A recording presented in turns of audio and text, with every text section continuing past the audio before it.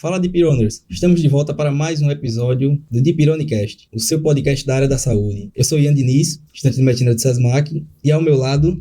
Eu sou Letícia, estudante de medicina da UFAL. Estamos aqui com o nosso convidado especial, o Dr. Anderson, para discutir aspectos sobre o delírio, né? Eu queria primeiro que o senhor se apresentasse. Vamos lá, Ian, pode falar o extenso currículo dele. Nossa senhora, não precisa não. Trazendo aqui ele, que é graduado em Medicina pela Universidade Federal de Alagoas, residência em Clínica Médica pelo Hospital Universitário Professor Alberto Antunes, que é o HU, residência de Geriatria no Hospital Getúlio Vargas, de Pernambuco, residência de Cuidados Paliativos pelo Instituto de Medicina Integral, Professor Fernando Figueira, IME, Pernambuco, também é mestre de Cuidados Paliativos, membro titular da Sociedade Brasileira de Geriatria e Gerontologia e da Academia Nacional de Cuidados Paliativos, preceptor de residência de Clínica Médica no Hospital HU e membro da Comissão de Cuidados Paliativos do Hospital HU. Pronto. Basicamente, a gente trouxe um caso clínico aqui para discutir o delírio, sobretudo, né, na área de geriatria, né, e em cuidados paliativos. Primeiro, para a gente iniciar a nossa discussão, a gente escolheu um exemplo que foi trazido num caso publicado na New England Journal, que é um homem de 75 anos que é internado para uma cirurgia abdominal eletiva de grande porte. Ele é funcionalmente independente, com leves esquecimentos no dia a dia. A cirurgia é realizada sem intercorrências, mas no segundo dia de pós-operatório, o paciente desenvolve confusão e agitações severas. Então, doutor, a gente já tem uma ideia que esse é um caso clássico de delírio. No entanto, né, para a gente começar a nossa discussão, seria interessante a gente começar com o conceito de delírio, né?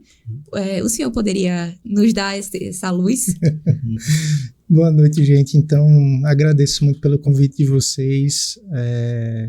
É um orgulho, assim, né, ver esses, vamos dizer assim, esses incentivos, né, essas percepções que vocês trazem, né, no sentido de a gente discutir com maior frequência, com maior acessibilidade, né, coisas que de repente a gente consegue diversificar e atingir públicos que antigamente a gente não conseguia, né, dessa forma.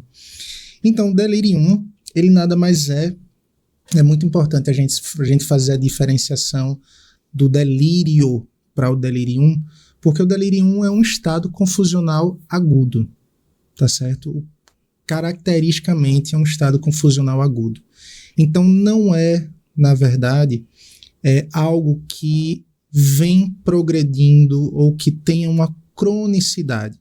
Então o estado de nível de consciência daquele paciente, daquele indivíduo, ele altera no sentido do seu conteúdo, né? Ele não fica super atento ou mais rebaixado necessariamente. Ele pode ficar mais atento, mais agitado, mais hiperativo, né? Como a gente vai classificar depois, ou mais rebaixado, mais hipoativo.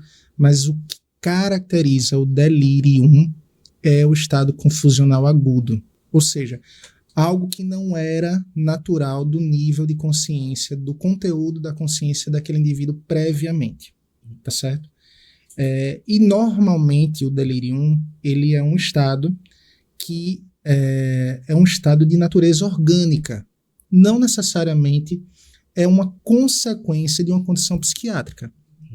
Ele tem uma caracterização orgânica, ou seja, na sua grande maioria, algo de intercorrência ou algo de fora do habitual dentre aquela condição clínica do paciente está acontecendo naquele momento. E aí se sinaliza como um delirium, como um estado confusional agudo. Tá? É muito importante que a gente compreenda que é um fenômeno frequente em idosos, tá certo? No sentido de, quando eu comparo, obviamente, com pessoas mais jovens, então normalmente os delírios, quando acontecem em indivíduos mais idosos, né, com mais idade, e daí a geriatria ter essa preocupação, né, com delirium, e nós estarmos atentos, né, porque é algo tão frequente no nosso dia a dia que, inclusive, no dia a dia do hospital, no dia a dia da clínica, a gente vê que ainda é muito subnotificado, subdiagnosticado, né? Uhum. Então, é importante a gente estar sempre discutindo esse tema. Sim, é de fato um tema de muita importância, mas eu gostaria de lhe perguntar, como você disse que de fato ocorre com muita frequência, como é a questão do diagnóstico? Existem sintomas característicos? Como vocês fazem para abordar isso de forma geral, para realmente, de fato, diagnosticar? Pronto, perfeito. A primeira coisa que a gente tem que entender quando você conceitua delirium, naturalmente você está trazendo à tona o aspecto diagnóstico mais importante. Ou seja, quando o paciente ele começa a se agitar, começa a alterar o conteúdo do pensamento, começa a ficar confuso, e isso aconteceu de forma aguda, ou seja, quase que súbito, é muito importante que a gente tenha essa concepção, né? Então, chegar para a família, chegar para os acompanhantes e perguntar, poxa, mas ele era assim? Não, doutor, está acontecendo alguma coisa diferente com ele, alguma coisa está acontecendo com o papai, com a mamãe, que não, ele está falando coisa com coisa de um dia para o outro, tá? Então, primeira característica, ser agudo, né? Estamos aqui pontuando isso de forma importante. Segunda característica, o estado confusional. Então, existe uma confusão mental que pode, de fato, na verdade, ser proveniente desse conteúdo de pensamento que está ocorrendo aí de forma influenciada. E uma terceira característica muito importante do delírio é a flutuação. Então, o paciente que está em delírio, ele pode, em alguns momentos, estar mais confuso, outros menos confuso. Ele pode flutuar nesse nível, nessa alteração do nível, nessa alteração de conteúdo do pensamento. E pode, inclusive, alterar o nível de consciência. Como eu disse para vocês, mais agitado ou menos agitado, né? Antigamente a gente falava muito do delírio hiperativo. Hoje existe outro termo que a gente usa também, que é o delírio hipercinético, ou seja, ele está com muito movimento, com muita alteração, com muita movimentação. Da mesma forma, os pacientes que se tornam, né, que evoluem com rebaixamento, que a gente chama de delírio hipoativo, que aí seria, né, numa contextualização mais recente, o delírio hipocinético, ou seja, mais rebaixado, menos comunicativo, menos interativo, aquela sonolência, fica lá deitadão, entre aspas, largadão, né, aquela prostração e tal. Então, também de forma aguda. Então, 3 características fundamentais para a gente fazer o diagnóstico. Agudo, alteração do conteúdo, né, confusão mental, flutuação, certo? Então, é muito importante. Diante disso, eu consigo diagnosticar o delírio. Entretanto, eu preciso entender como ele aconteceu. Não é isso? E aí? Como é que ele aconteceu, meu povo? Pois é. Então, exatamente esse é o ponto que eu também gostaria de perguntar ao senhor, que assim, como prevenir, né? Como a gente, quais são as causas que a gente poderia ter, né? Em relação, principalmente, os fatores anteriores ao delírio. Isso. Predisponentes, né? Quais são tantos fatores de risco, né? O que é que o paciente previamente ele tem de fator de risco e o que é que pode predispor àquele delírio, né? Então, tem uma coisa interessante para a gente conversar que é o seguinte. Por que fisiopatologicamente, não vou falar de circuito neuronal e tal, mas vamos só pensar um pouco no que acontece, certo? Por que o delírio ele ocorre? Ele ocorre porque, normalmente, como eu disse para vocês, é uma condição orgânica que está acontecendo naquele momento, que eu vou dizer para vocês quais são as mais frequentes, mas esse descompasso, esse desequilíbrio, ele influencia, tá, na circuitária neuronal, na circuitária cerebral.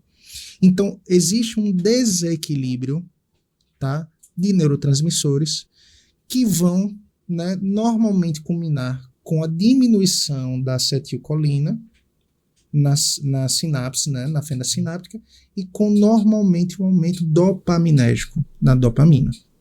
Isso é o que normalmente acontece no delírio, tá certo? De forma bem resumida, só para vocês entenderem. Existe essa influência. E várias coisas podem acontecer aí. Só que, percebam, para que eu seja influenciado dessa forma, para que esse desequilíbrio ele se repercuta, né, ele tenha uma repercussão na minha circuitária, o que é que vai acontecer? Eu preciso ter, vamos dizer assim, alguns fatores de risco que me façam, né, predispor essa clínica. Então, normalmente são pacientes que têm uma condição cognitiva previamente já mais, né, lábil, mais reduzida, normalmente declínios cognitivos tanto leves quanto maiores, né, pacientes que têm, por exemplo, doença de Alzheimer provável, doença de Lewy, algum tipo de declínio cognitivo maior, ou mesmo tem um declínio cognitivo leve, que é aquela caracterização em que não chega a ser doença, né, mas já tem alguns impactos nos domínios cognitivos. Então, previamente eu já tenho isso. Já tenho algumas alterações. Ou eu tenho muitas comorbidades, já tive AVC, tenho uma insuficiência cardíaca aí de difícil controle, tenho um DPLC, né? Já tenho vamos dizer assim, já tenho vasculopatia, uma vasculopatia já importante, já sou hipertenso, já sou diabético, né? Então, eu tenho uma predisposição, uma saúde, vamos dizer assim, uma condição patológica prévia que me deixa nesse limiar de desequilíbrio. Então, qualquer coisa que acontecer ali, pum, vai repercutir no cérebro. Isso é muito importante vocês saberem. A própria síndrome da fragilidade do idoso. A síndrome da fragilidade do idoso, ela é uma síndrome, né, como o próprio nome diz, na qual o idoso ele tem algumas dificuldades funcionais, se repercutem funcionalmente, tá? Porque ocorre perda de musculatura, ocorre perda de força, ocorre perda de mobilidade, o idoso pode se tornar mais lentificado, ter dificuldade de andar, ou ficar mais tempo sentado, ou ficar muito tempo deitado, né, que a gente chama acamado. Então, essa síndrome, ela vem como consequência de várias morbidades também que podem repercutir na síndrome. Da mesma forma, se o paciente tem alguma coisa que predisponha, vem delírio. Já é um paciente frágil. Então, a repercussão de intercorrências clínicas que vai influenciar na homeostase cerebral vai gerar o delírio. Essa é a grande questão. Então, de fatores de risco, a gente vê que existe algo prévio. E a orientação que eu digo, que eu penso, né, que eu vejo no meu dia a dia com muita frequência, é de pacientes idosos que têm declínio cognitivo maior, que não eram valorizados anteriormente. Então, esse caso da New England é um caso extremamente comum. Se puderes me ler de novo aí esse comecinho, para a gente só refletir sobre o que o caso diz aí, é bom. Um homem de 75 anos é internado para uma cirurgia abdominal eletiva de grande porte. Ele é funcionalmente independente, com leves esquecimentos no dia a dia.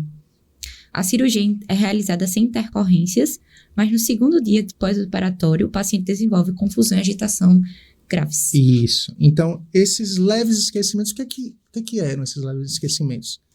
Eles eram, de repente, era um declínio cognitivo, era uma demência? A gente não sabe. Será que eram leves de fato? A gente pode estar correlacionando esses esquecimentos como, isso é coisa da idade.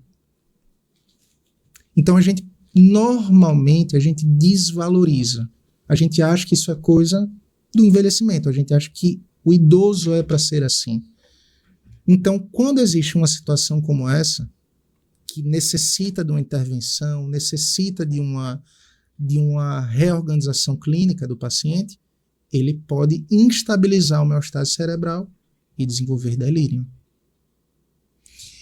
Então, nós falamos de fatores de risco, não é isso? Normalmente, são esses fatores de risco mais comuns. Então, são as morbidades que o paciente apresenta, depressão, outra coisa, gente, né? doenças psiquiátricas prévias, tá? São fatores de risco, tá? Então, um paciente que tem uma depressão não tratada, ou mesmo tratada, mas com dificuldades, uma depressão maior, uma depressão grave, uma bipolaridade, né? Um paciente que hoje a gente consegue ver até com mais frequência, não é um diagnóstico fácil, mas pacientes que desenvolvem, que envelhecem sendo portadores de esquizofrenia. Então, ele já tem um cérebro mais sensível, vamos dizer assim, né? Sendo mais resumido. E aí, é um fator de risco para o delírio. Outra questão que eu queria perguntar desses fatores de risco do delírio é a questão da dependência química. Tanto a álcool, drogas, uso de medicamentos, também são condições que levam o idoso a ter esses casos de delírio no futuro, por exemplo? Com certeza. As dependências, né, quando a gente chama muito hoje em dia de síndrome de adição, né? Então, são pacientes adictos. Então, são pacientes que podem utilizar álcool, o próprio tabagismo, né? Drogas ilícitas, né? Vários tipos de adição que acontecem, medicações, né? Que não deixam de ser drogas, né? Então, uma das grandes epidemias que ocorrem nos Estados Unidos, por exemplo, que é a epidemia do uso de opioides, né? Então, sim, da mesma forma. Então, são pacientes que estão utilizando, né, substâncias que têm uma atuação psicoativa. Da mesma forma, quase que um mantra, se algo acontece, vai instabilizar a homeostase cerebral e vai desenvolver o delírio. É isso. É algo que dá uma notoriedade a essa homeostase cerebral, esse balanço, né, que nós temos, né, para as funções cognitivas. Então, se existe uma instabilidade, o delírio ele vai surgir. Certo, doutor. Diagnóstico realizado. Qual é o manejo adequado do delírio? Pronto. Então, a partir daí, nós vamos investigar que intercorrência é essa, certo? Então, a gente falou do fator de risco, dos fatores de risco. Nós entendemos que algo aconteceu ali para que o cérebro ficasse instável. E aí eu preciso saber, primeiramente, o que é esse algo, né?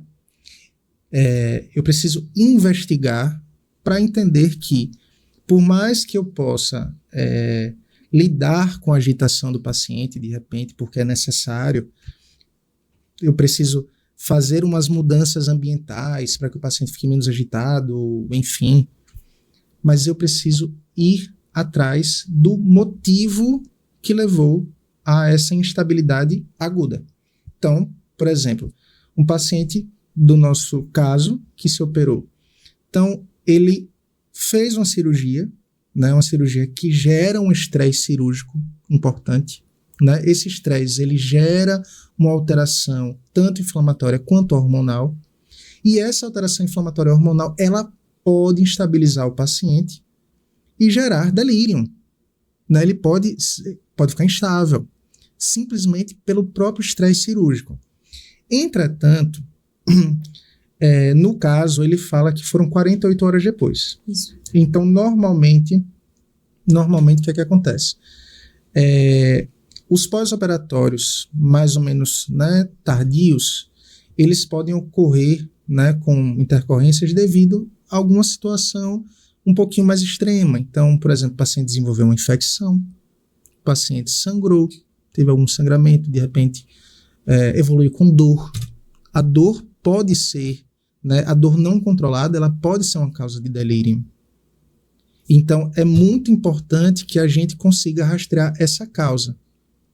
Infecções, tá, de várias portas de entrada, de vários segmentos, dor, como eu disse para vocês, o estresse cirúrgico, alterações hidroeletrolíticas, ou seja, de repente aí a gente fez uma infusão muito grande, hiperidratou o paciente, reduziu o sódio do paciente, e aí ele desenvolveu uma hiponatremia, pode formar delírio, tá? Ou de outra forma, desenvolver uma hipernatremia, pode desenvolver delírio.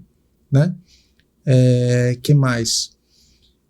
Dor, sangramentos, inclusive intracranianos, também pode acontecer. O paciente pode ter uma hemorragia intracraniana, né, um AVC. Né, a gente pode, em algum momento, precisar rastrear com exame de imagem, principalmente se o paciente apresentou focalização, se ele teve alguma hemiparesia, se ele teve alguma hemiplegia, né, se ele teve alguma alteração neurológica focal, motora, de repente. Então, são situações que a gente precisa compreender as causas. Não se trata delírio sem você investigar a causa do delírio. Em paralelo, eu vou tratar o comportamento.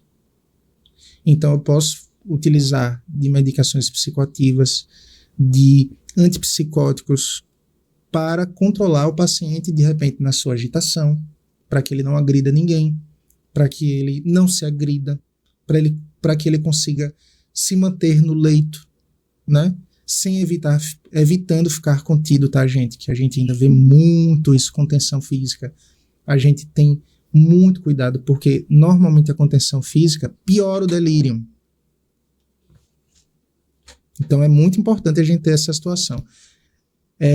Fazer uma investigação sobre as invasões que o paciente apresenta. E aí invasões podem ser sondas, né? Sondas nasinterais, sondas nasogástricas, sondas vesicais, punções que o paciente pode apresentar, drenos, né? Vários níveis de intervenção que o paciente pode estar apresentando. Ele pode estar intervindo sobre um bocado de máquina do lado dele, e isso contribuir para essa formação do delírio. Medicações podem dar a sinalização do delírio também. Então, por exemplo, um paciente idoso que fez uma cirurgia, está sem conseguir dormir. Aí a gente faz aquele clonazepamzinho, as gotinhas. No outro dia, o idoso ele pode até acordar, mas ficar confuso. E a depender do que ele estava vivendo pelo estresse cirúrgico, ele pode fazer uma confusão que demore um tempo para ser retomada, né? Que demore um tempo para ele se reequilibrar. Então, delirium é ir atrás, né? Significa percorrer o caminho da etiologia, daquilo que está, né, causando, que predispôs àquela situação. Estou me fazendo um pouquinho claro, tá tranquilo? Tá tranquilo. Inclusive, na literatura, eu vi que eles fazem muita associação entre o delírio, o AVC e a sepse. Isso. Se o senhor pudesse explicar um pouco mais especificamente sobre essa tríade, eu gostaria bastante. Isso. Na verdade, é muito importante que a gente, no processo de investigação do delírio, a gente exclua, né, identifique uma das principais causas, que são as infecções. Então, quando a gente fala em sepse, a gente precisa excluir ou diagnosticar infecções e tratá-las o quanto antes, né? Então, é muito frequente, gente. Muito frequente. Tá? A gente vê idosos desenvolvendo delírio por infecções. E AVCs também, né? Só que faça essa consideração, né? Muitas vezes a gente pensa no AVC, claro que é um caso, uma condição aguda, pode gerar delírio, mas nem sempre a gente precisa evoluir para uma condição, para uma imagem de fato. Principalmente quando o paciente, ele não... quando a gente identifica outra causa antes, certo? É só uma consideração. Você vai pesquisando as causas, e se ele não tem nenhuma repercussão neurologicamente falando, né, no seu exame clínico neurológico, nenhuma alteração motora, nenhuma alteração que tenha impacto neurológico de fato, a gente opta por não levá-lo até aquele momento para um exame de imagem, tá? Mas se ele desenvolveu uma alteração motora e ou sensitiva motora, ele vai precisar de um exame de imagem, óbvio. E aí a gente investigar um AVC, né? Um AVC isquêmico, um AVC hemorrágico, né? Como eu falei dos sangramentos. Então, mais nessa condição. Mas fiquem atentos às infecções. Essa é uma dica importante.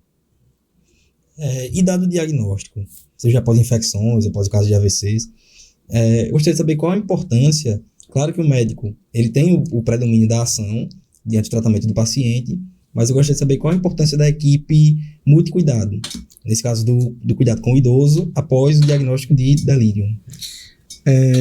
A multiprofissionalidade, Ian, ela é algo que existe na saúde, tá?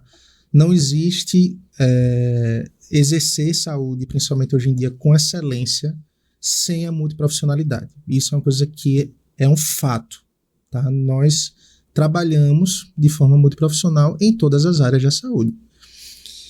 E na geriatria, né, no cuidado do delírio, não teria como ser diferente, claro, né? Então, tem coisas muito importantes que a gente precisa compreender. Por exemplo, no cuidado do idoso, que a gente, por exemplo, precisa muitas vezes da orientação da enfermagem, precisa da orientação da fisioterapia, precisa da orientação da fonoaudiologia, da própria psicologia. Então, o paciente que se senta, ele é um paciente que começa a se deslocar precocemente e, portanto, ele vai predispor, ele vai ter menos oportunidade de desenvolver delírio. O paciente que, uma coisa simples, o paciente usa óculos em casa, você pega e traz o óculos do paciente para ele utilizar no internamento ou onde quer que seja. Você colocar um relógio dentro do local que ele está, para ele saber quando é dia, quando é noite, para ele se orientar. Você deixar a janela aberta para saber que é dia, como saber que é noite, apagar as luzes, né? Saber que está escuro. Quando é dia, existe uma movimentação. Então, a televisão pode estar ligada, as pessoas estão falando e vão se comunicando, existe aquele barulho do dia. À noite precisa ser silencioso, né? A gente precisa entender que aquilo é noite. Tudo isso faz com que a gente consiga obedecer à cronobiologia do cérebro e tentar manter a homeostase cerebral. Então, na verdade, a equipe multiprofissional ela vai agregar nesse cuidado. Ela vai agregar nesse momento. A gente pode fazer, por exemplo, a nutrição. A nutrição vai estar muito presente para a gente. Então, eu vou evitar que o idoso consuma, de repente, alimentos psicoestimulantes, né? De tarde para de noite. Eu não vou ficar dando café para o meu paciente para que ele fique acordado de noite. Né? Porque isso também é uma coisa interessante. Uma das sinalizações do delírio é a alteração do ciclo sono-vigília. Então, você fazer com que o idoso fique alterando o ciclo sono-vigília, fique acordado no outro dia dormindo, eu estou predispondo uma descompensação cerebral. Não é isso? Então, é muito... a gente faz esse cuidado do delírio de forma integral. A gente precisa botar ele para se movimentar durante o dia, ele caminhar, ele fazer a fisioterapia dele, fazer a fonoaudiologia, conversar, se reorientar de repente com a psicologia, né? Ter todo um cuidado bacana durante o dia para que à noite ele fique mais lentificado no sentido de preservar essa função cerebral e ele consiga dormir tranquilo. Isso vai dar homeostase. Então, essa integração com a equipe é fundamental, ela é essencial para que não só eu previna o delírio, como que, diante de um delírio, eu consiga sair dele de forma mais rápida. Doutor, e o papel da família nesse manejo? Talvez esse seja o maior desafio da geriatria, certo? Não é muito fácil, não. Porque é natural que durante um delírio, né, se o paciente apresenta uma condição aguda, a família se preocupe bastante, né? E aí fica, por vezes, ansiosa, fica um pouquinho preocupada, fica muito tensa. Então, essa tensão também pode ser prejudicial para esse momento da gente retomar, né, iniciar o tratamento do delírio. Então, a gente precisa estar orientando justamente sobre esse processo que precisa ocorrer, né? Tanto de investigação da causa, quanto do controle dos sintomas, que normalmente a gente faz medicações psicoativas, né? Antipsicóticos, no caso do idoso, Os mais comuns que a gente utiliza são os antipsicóticos atípicos, tá? Então, tem quetiapina, esperidona, olanzapina, tá? Para evitar os benzodiazepínicos. Sempre tem aquela tia que tem o clonazepam na bolsa, né? Que guarda ali para dizer, tá muito agitadinho. Abre a boquinha, meu filho, né? Sempre tem essa tia em toda a família. Mentira. Então, normalmente tem, né, Ian? Então, a gente se preocupa, e aí o próprio clonazepam, os benzodiazepínicos, eles vão sedar o paciente naquele momento, mas vão piorar a agitação depois. Então, não são indicados normalmente, tá? Então, a gente precisa estar orientando e educando aquelas pessoas diante desse contexto, que pode ser um contexto muito difícil. Você vê aquela pessoa agudamente alterar o comportamento ali, descaracterizar, né? Então as pessoas ficam muito, muito assustadas. E aí, de fato, né, com razão. Mas aí a gente precisa orientar e acolher e educar no melhor caminho para que as coisas se resolvam rápido. Acho que é isso. O que eu gostaria de pedir, para entrarmos no bloco final aqui, para que você possa pontuar o que você acredita que ninguém pode sair desse episódio sem saber. Dos pontos mais importantes, tanto em relação ao tratamento do delírio, e os demais cuidados, enfim. Pronto. Vamos fazer um resumão rapidinho. Vamos lá. Delírio, primeiro, é muito mais frequente do que a gente imagina, tá certo? Segundo, é uma condição clínica confusional aguda. Então, fez confusão de forma aguda, flutuou, né, uma característica importante, delírio, tá? Delírio não é apenas tratar o comportamento. Então, se está agitado, se está agressivo, tal, eu devo fazer, mas eu preciso entender que eu preciso tratar a causa do delírio. Preciso descobrir o que é que está acontecendo ali para ir atrás e resolver aquela causa, tá certo? Diante desse processo, eu vou também considerar, rastrear quais foram os fatores de risco que chegaram, que predispuseram, né? Que pode ser uma outra situação. Então, esses fatores de risco, eles são importantes porque eu preciso também evitar novos delírios depois daquele episódio que aconteceu. Então, preciso me preparar e conduzir da melhor forma. E não achar, gente, que isso é natural, é esperado do idoso. De maneira nenhuma. De maneira nenhuma. Isso é uma condição clínica que gera muito sofrimento, que gera muito desgaste para todas as pessoas que estão próximas, que veem isso, e para o próprio indivíduo que está vivendo aquela situação. Porque causa muito sofrimento, tá? Causa muita dor emocional, né?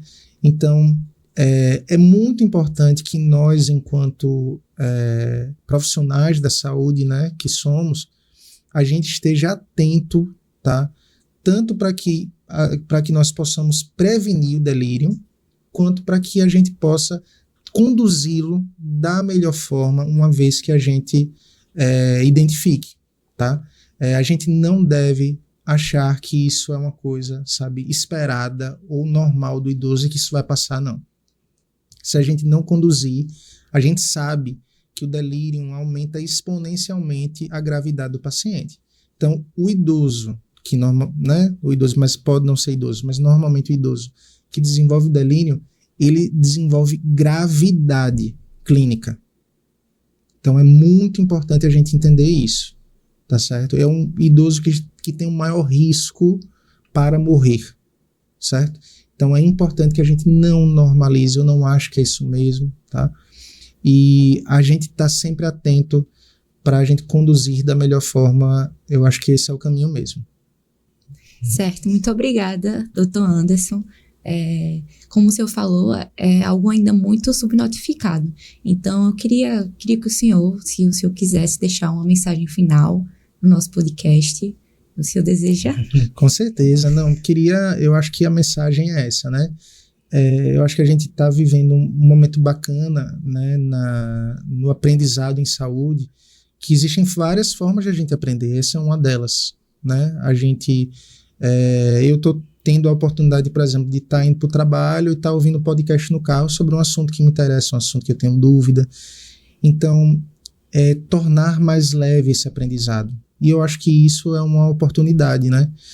Então, do delírio eu já falei, o que é que eu acho que é importante, né, a gente trazer, mas seguramente eu acho que nós vivemos um momento em que a gente tem várias oportunidades, vários formatos de aprendizado, eles só fazem com que a gente possa crescer e a gente possa evoluir enquanto profissional de saúde. Acho que é isso. Então, mais uma vez, muito obrigado ao Dr. Anderson pela presença no nosso podcast. Eu gostaria de divulgar aqui para o público as nossas redes sociais. Sigam-nos no Instagram de PironaCast. O episódio estará disponível no YouTube, no Spotify. E o meu Instagram, né, para quem quiser, né, o contato e tal, é o @AndersonAcioli-Soares, tudo junto. Então, bem fácil. E na dúvida, de PironaCast.